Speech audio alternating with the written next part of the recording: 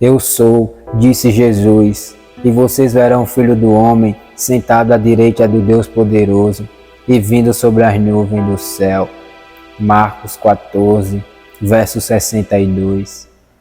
Sem dúvidas, uma das respostas mais gloriosas já anunciadas pelos lábios do Salvador Eterno.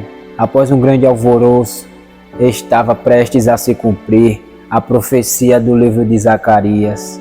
Marcos 14, 27 descreve esta profecia.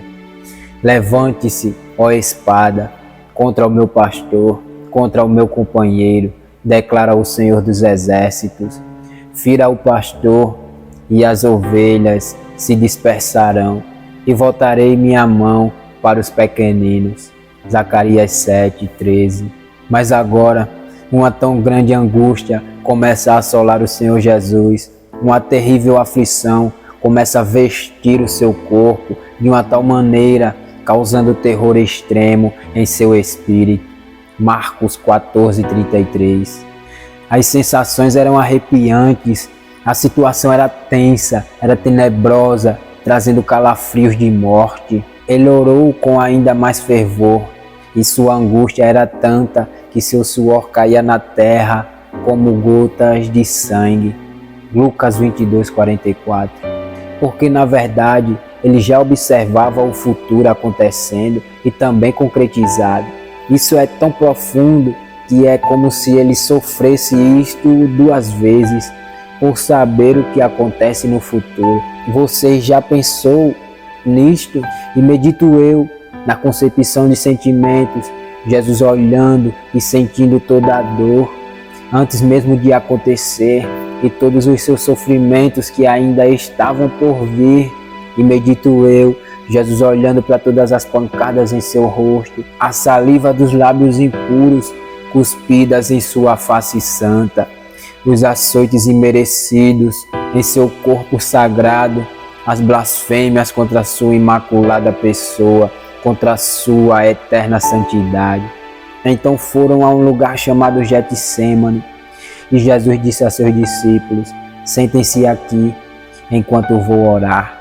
Marcos 14, 32. Não há ninguém mais adequado para se consultar do que o seu próprio Pai Celestial. Talvez alguém com problemas mentais tenha a ousadia de consultar um psiquiatra. Alguém apto para diagnosticar o seu caso. Alguém enfermo pode consultar o seu devido médico e ser diagnosticado de sua enfermidade. Mas Cristo, em sua aflição, correu para os braços de seu Pai, como um bebê corre para os braços de sua mãe. Em Deus encontramos abrigo e nos dias frios nós somos aquecidos pelo seu calor paternal. Jesus foi buscar a pessoa do singular, o mais doce ser, porque a aflição era tanta que o seu fervor na oração, a sua agonia, angústia, o fez transpirar suor em gotas de sangue. Que profundo estado chegou o Salvador Jesus. Cristo vai buscar consolação, o amor e a misericórdia de seu Pai. Tenso, mas confiante, ele clamou: Abba, Pai, tudo é possível para ti. Peço que afastes de mim este cálice, contudo, que seja feita a tua vontade e não a minha. Marcos 14, 36. A sua angústia o fez dizer: afastes de mim este cálice. Oh, não é diferente com você, caro amigo, que anda pelas ruas de Jerusalém com seu coração aflito.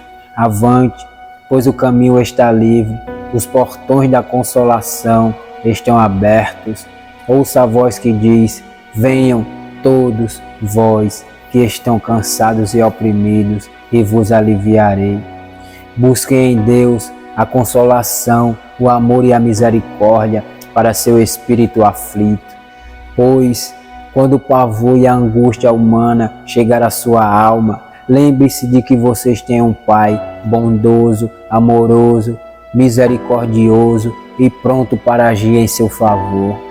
Em Cristo, a angústia que estava sobre o seu espírito estava tão triste, mas tão triste, que o declínio emocional era até a morte.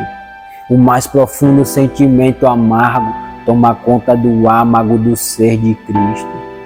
Marcos 14:33. Porém, enquanto Cristo está ausente da companhia de seus discípulos, seus soldados estão cansados, debilitados, com seus olhos carregados e não sabiam como lidar com aquela situação. Então eles decidiram dormir no campo de guerra. Ó, cristão, não permita que seu corpo cansado, fraco, triunfe sobre você.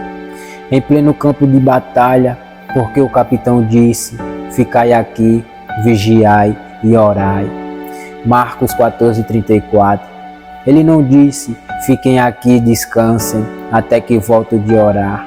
Ele quis dizer: em guarda, ó infantaria, empunhem a espada do Espírito enquanto vou orar. Mas eles não aguentaram ficar de prontidão, em pé, atentos e vigilantes. Isto é, no pior momento da vida de Jesus na terra. Ah, é ótimo quando estamos com quem amamos.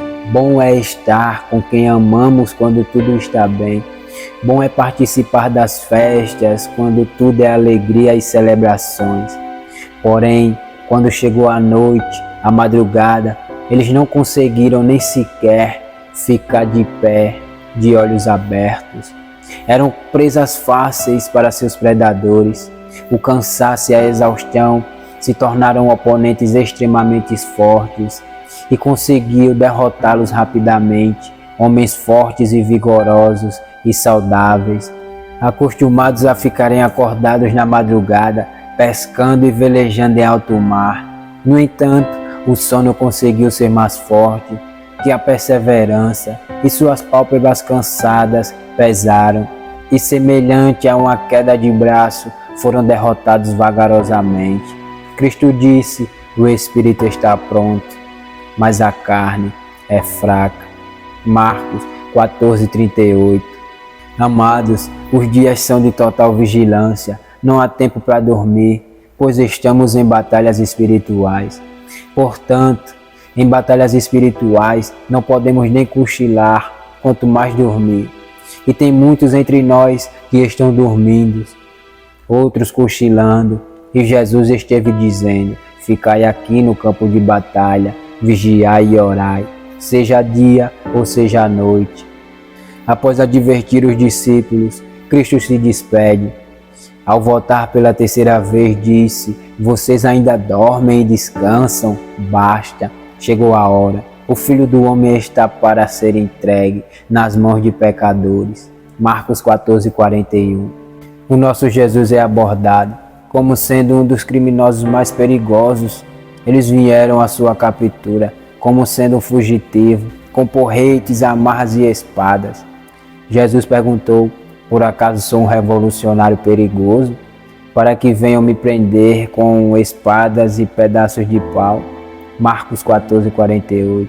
Porém, isso era tão necessário acontecer que nem o próprio Barrabás era tão mal visto pela corte romana, pela sociedade de Jerusalém, pelas sinagogas dos fariseus, escribas e sacerdotes, como foi com Jesus.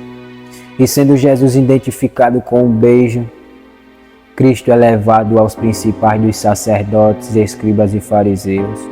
Marcos 14:42. E agora o Cordeiro é levado ao tribunal dos juízos humanos, aonde maldade corre nos pensamentos dos homens, como águas correntes correm pelos rios. E diante das acusações está o nosso Salvador. Muitas testemunhas falsas deram depoimentos, mas elas se contradizem.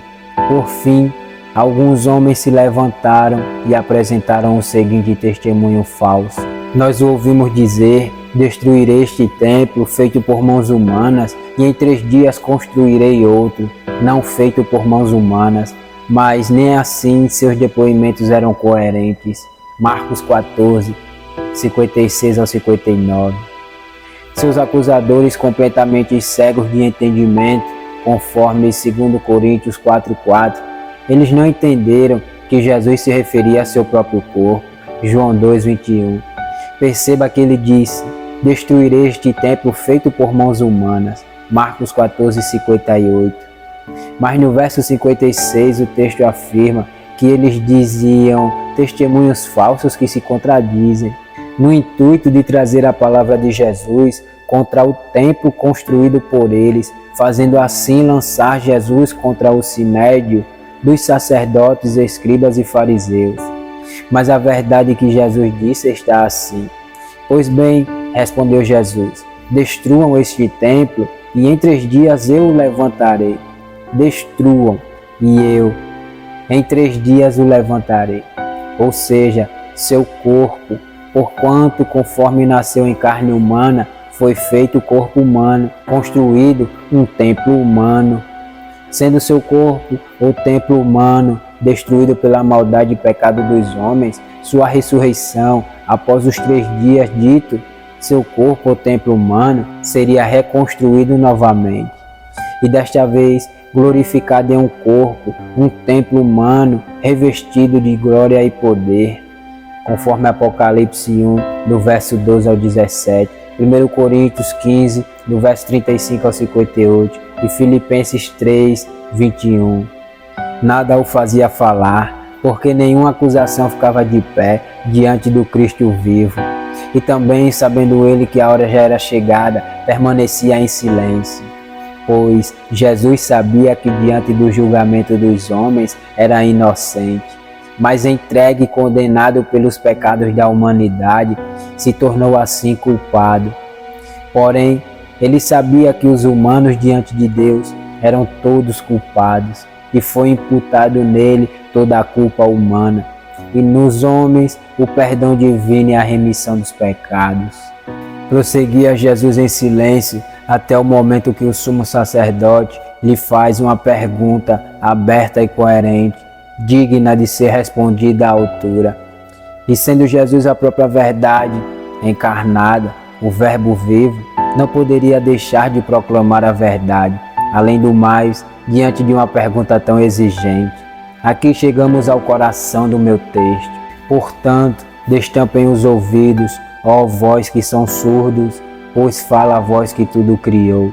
As nações estão em confusão e seus reinos desmoronam. A voz de Deus troveja e a terra se dissolve. Salmos 46, verso 6. Pela fé, entendemos que todo o universo foi formado pela palavra de Deus. Assim, o que se vê originou-se daquilo que não se vê. Hebreus 11, 3. Sim, a mesma voz que disse, haja luz e houve luz. Gênesis 1, 3.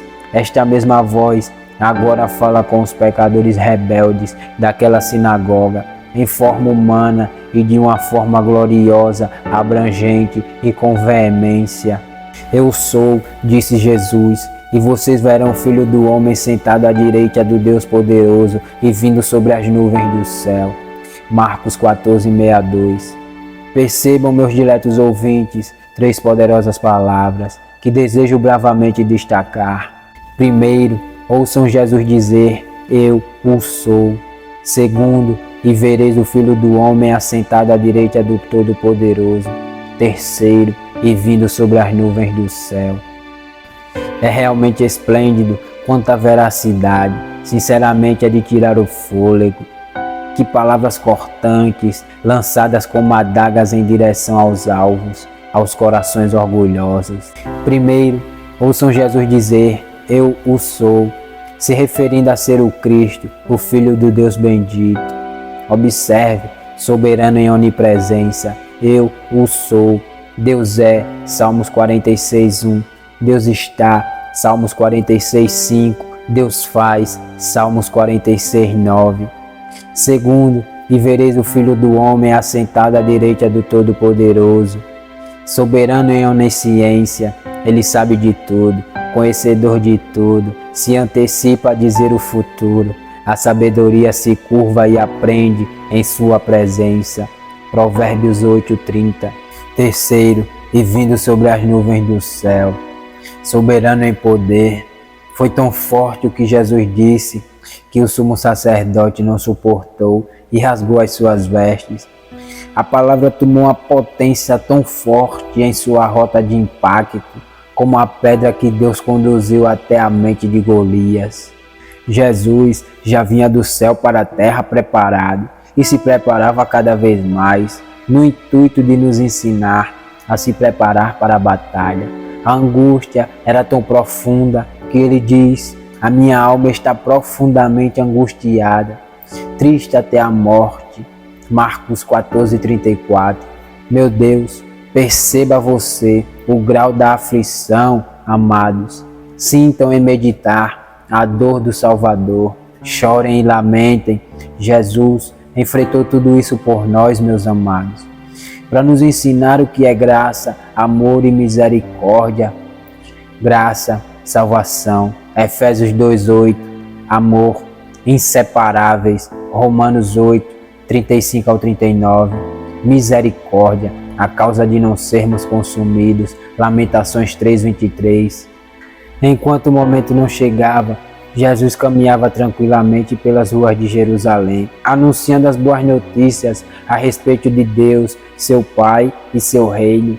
A salvação passeava e passava de porta em porta, gritando e convidando pecadores ao arrependimento.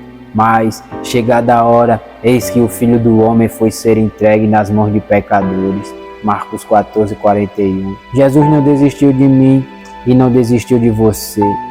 Ele foi até o fim. E você? Vai desistir do Senhor? Vai dormir em meio à luta? Vai fugir como fez Jonas? Deus conta com você, meus irmãos e irmãs, para celebrar juntos a grande vitória de seu Filho na cruz do Calvário, sobre o pecado, a morte, o mundo e o diabo. Ele quer salvar vocês. Sejam participantes também da salvação em Cristo. O reino de Deus está à porta. Batam e abrir-se-vos-á. Mateus 7:7. Venham a mim todos. Mateus 11:28. Oremos para que o Espírito Santo haja através desta breve mensagem. Amém. Que a graça de Deus, Pai, de nosso Senhor Jesus, descanse sobre as nossas vidas, em nome de Jesus Cristo. Amém.